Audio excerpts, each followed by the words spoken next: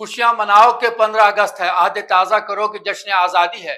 जिन सपूतों और राष्ट्र निर्माताओं ने देश के कल के लिए अपना आज कुर्बान किया, बलिदान दिया, उन्हें कोटि कोटि नमन करता हूं, श्रद्धांजलि अर्पित करता हूं, उन्हें सलाम पेश करता हूं।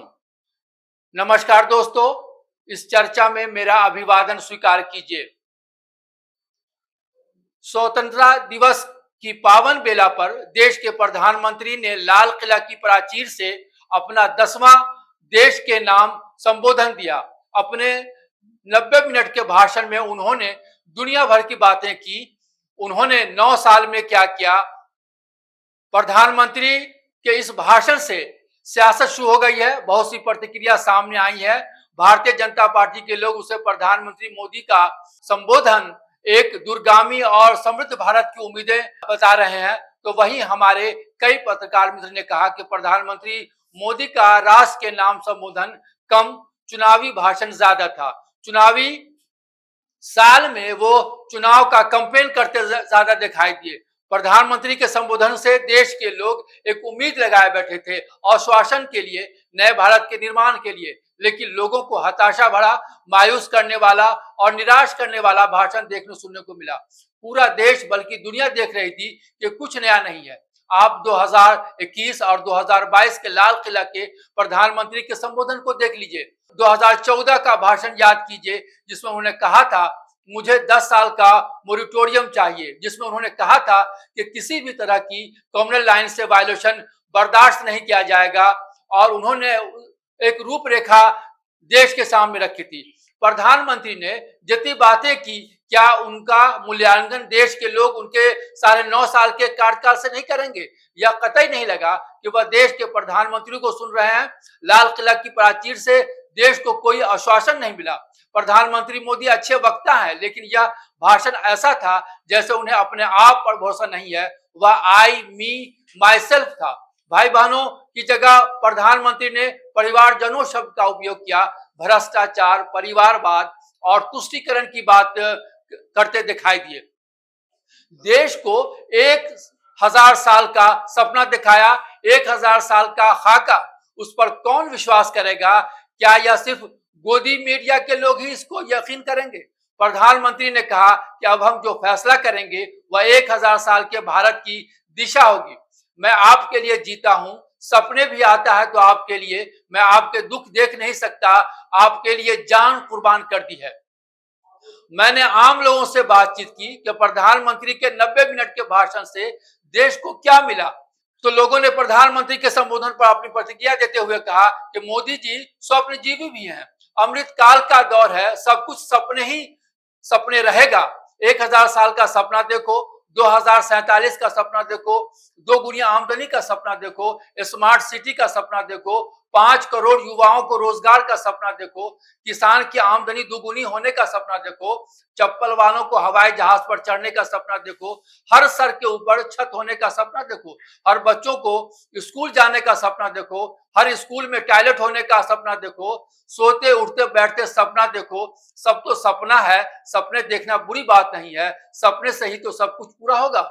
यह देश भगवान श्री राम और भगवान श्री कृष्ण की भूमि है। सपने और भाग के बजाय कर्म पर विश्वास रखती है। जो कर्म करेगा वही कामयाब होगा और वही पाएगा।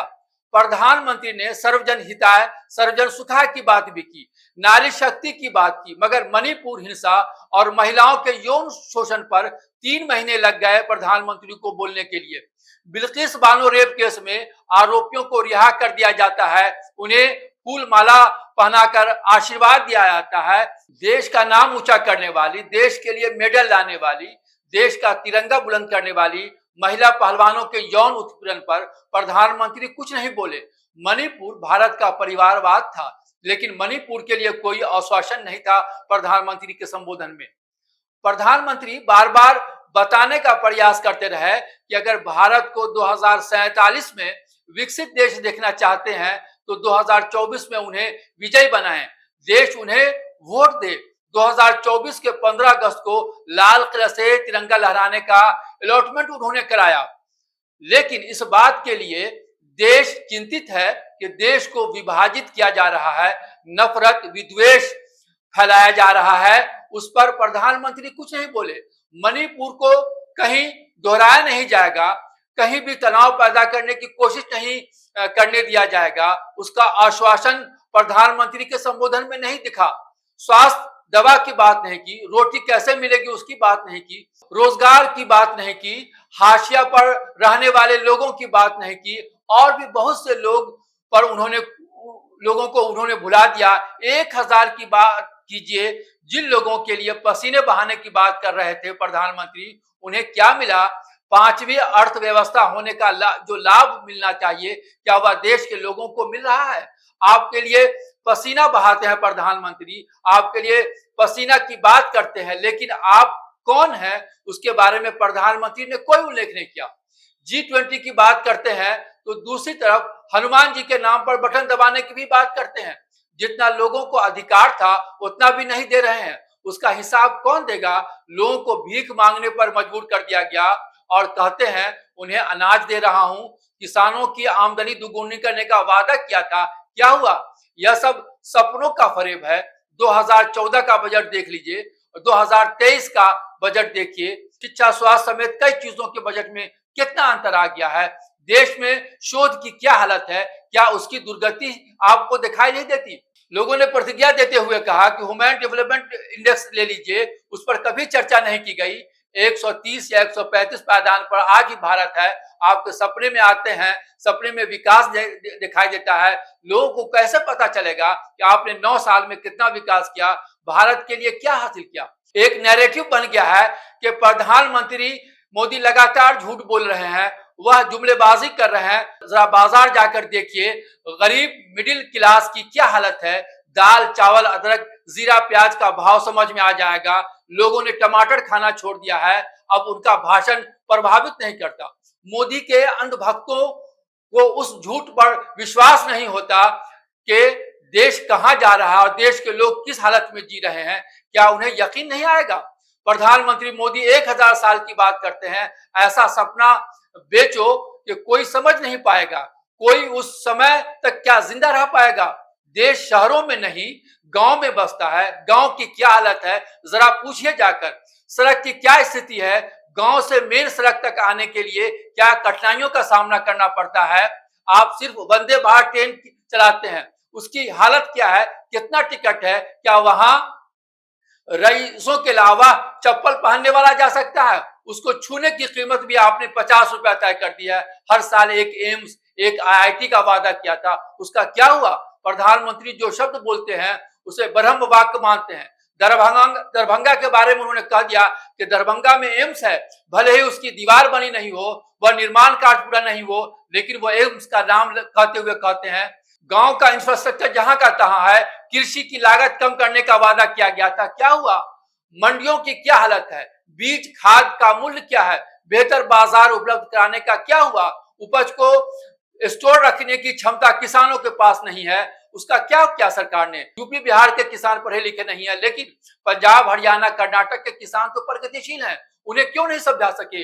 लोग अमृतकाल मानने को तैयार नहीं है। देश का बड़ा वर्ग कहने लगा है कि भाई यह बोलता है क्या करता भी है। मोदी को पहचानने की प्रक्रिया शुरू हो गई है। अब हाई इंटेंसिटी इमोशन सपने बेचना शुरू कर दिया है हमारे देश के प्रधानमंत्री ने। लोग देख रहे हैं कि आर्थिक खाई कितनी बढ़ गई है, कुशल स्वच्छ बनाने क्या प्रयास किए जा रहे हैं, व्यापार के तौर तरीके बेहतरीन क्यों नहीं हो रहे हैं? सरकार सपने के लिए नहीं गुड गवर्नेंस के लिए होती है। क्या आश्वासन दिया गया कि मणिपुर या नूह में अगर चूक हुई है तो देश के दूसरे हिस्सों में नहीं होगा, नफरत विद्वेष फैलाने की अनुमति नहीं दी जाएगी। आपके पास 10 साल का समय था, तकनीक के दौर में भी आपने भ्रष्टाचार को रोकने का कोई तंत्र नहीं बना पाए। आयुष्मान भारत की योजना लीजिए, जिस पर CAG ने रिपोर्ट में कहा है कि कितने घोटाले हुए हैं, इस पर क्या कोई मीडिया सवाल नहीं उठा पाएगा? किस बात पर जनता आशीर्वाद दे? लोगों को कुछ नहीं मिला। 1000 साल की जीवन शैली के सपने देखने के लिए क्या आशीर्वाद दिया जाए? क्या इस बात के लिए आशीर्वाद दिया जाए कि कितनी लोकतांत्रिक संस्थाओं पर जो आस्था थी उसे खत्म किया जा रहा है? उत्पादन का केंद्र भारत को न बनाकर इस देश को असेंबल का केंद्र बनाया जा रहा है। आपने कहा कि डेमोक्रेसी डाइवर्सिटी बचाए रखना चाहिए। लेकिन लोग तो निराश होकर गांव जा रहे हैं, शहर छोड़ रहे हैं। कुशल आदमी की कमी है। आप लोकसभा के आखिरी दिन जाते हैं लेकिन राज्यसभा में नहीं जाते और मणिपुर को 3 महीनों के बाद याद करते हैं। हमारे कई पत्रकार मित्रों ने कहा कि देश पर जो पहले 55 लाख करोड़ का कर्ज था, अब वह 2023 आते आते 1,70,000 करोड़ का कर्ज हो गया है। तो 9.5 साल में क्या हुआ? महंगाई कम नहीं हुई, पेट्रोल डीजल सस्ता नहीं हुआ, यह पैसा आखिर गया कहां? चर्चा बहुत जरूरी है और ताकि इसे देशवासी जान सके, समझ सके। हमारे प्रधानमंत्री तुष्टीकरण की बात करते हैं लेकिन वह बजरंगबली के नाम पर वोट मांगते हैं। हिजाब हलाल की बात किसने किया था? कब्रिस्तान शमशान किसने कहा था?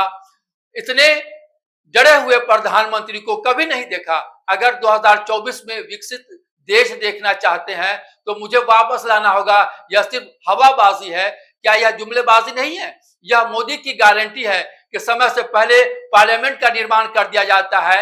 यह मोदी की गारंटी है कि पीएम का भरोसा ऐसा है जैसे प्रधानमंत्री नहीं, देश का कोई एग्जीक्यूटिव बात कर रहा हो। डबल इंजन की बात की जाती है लेकिन बीजेपी का सिर्फ एक इंजन काम करता है, सिर्फ मोदी है तो सरकार ही है। जो समाज के लिए समर्पित है, क्या वो कभी यह बोलता है कि मैं समर्पित हूं? जो भ्रष्ट होता है वही बार बार भ्रष्टाचार की बात करता है। कर्नाटक बैंक के घोटाले सरकार पर लगे, मध्य प्रदेश सरकार पर आरोप लगे, अजीत पवार सुनील तटकरे को गले लगाया, आसाम के हेमंत बिस्वा को आपने गले लगाया। ये वही हेमंत बिस्वा है जिस पर बीजेपी ने 1 महीने तक विधानसभा चलने नहीं दिया था। वह आज बीजेपी के मुख्यमंत्री हैं। आंकड़े तो लोगों को उलझाने के लिए होते हैं। देश का विकास आंकड़ों से नहीं, समाज में समरसत्ता से चलता है। वादा पूरा ना हो, पीएम का वादा तो वादा होता है। बरसात होती है तो एयरपोर्ट, सड़कें, बंदरगाह सब जो है तालाब में तब्दील हो जाया करती हैं। प्रधानमंत्री को दूर दिखाई देता है, नजदीक दिखाई नहीं देता। नजदीक में क्या हो रहा है उन्हें दिखाई नहीं पड़ता और उन्हें यूक्रेन की लड़ाई दिखाई देती है, वहां की लड़ाई दिखाई देती है, लेकिन नूह और मणिपुर दिखाई नहीं देता। देश के स्वतंत्रता दिवस पर एक भारतीय प्रधानमंत्री का संबोधन बेहद महत्वपूर्ण अवसर होता है।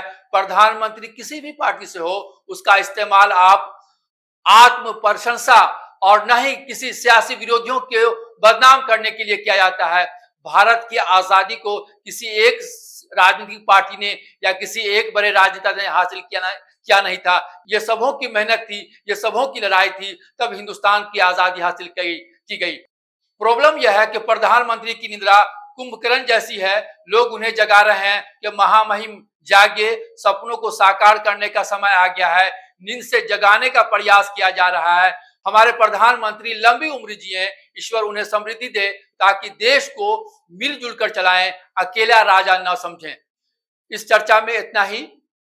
अगर यह वीडियो आपको पसंद आया हो, अच्छा लगे तो आप इसे लाइक कीजिए, शेयर कीजिए और इस चैनल को सब्सक्राइब करना ना भूलें। नमस्कार।